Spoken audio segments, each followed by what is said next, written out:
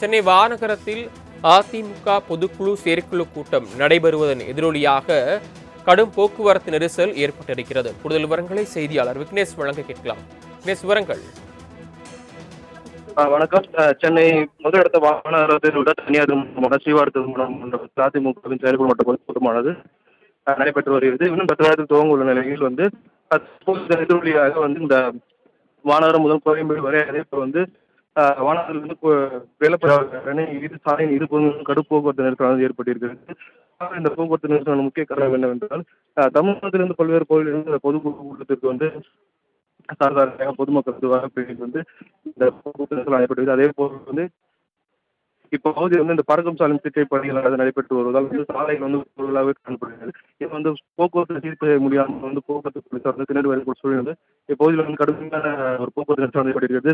கிட்டத்தட்ட 5 கிலோமீட்டருக்கும் மேலாக இந்த போக்குவரத்து நெரிசல் ஏற்பட்டிருக்கிறதால் வாகன ஓட்டிகள் செய்வதையாமல் ஊர்ந்துகள் கூட ஏற்பட்டிருக்கிறது.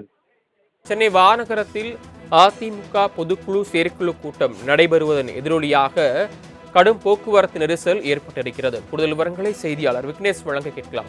விக்னேஷ், விவரங்கள். வணக்கம்.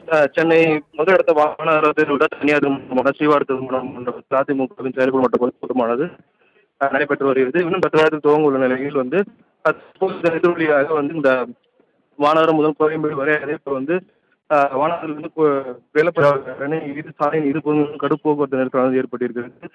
இந்த போக்குவரத்து நெரிசலான முக்கிய காரணம் என்னவென்றால், தமிழகத்திலிருந்து பல்வேறு பகுதிகளிலிருந்து இந்த பொதுக்குழு கூட்டத்திற்கு சாதாரண பொதுமக்களுக்கு வரப்பிற்கு இந்த போக்குவரத்து நெரிசல் ஏற்பட்டது. அதே போல் இப்பகுதியில் இந்த பறக்கும் சாலை திட்டை பணிகள் நடைபெற்று வருவதால் சாலைகள் பொருளாகவே காணப்படுகிறது. இது போக்குவரத்து சீர் செய்ய முடியாமல் போக்குவரத்து போலீசார் திணறி வரக்கூடிய சூழ்நிலை இப்பகுதியில் கடுமையான ஒரு போக்குவரத்து நெரிசல் ஏற்பட்டிருக்கிறது.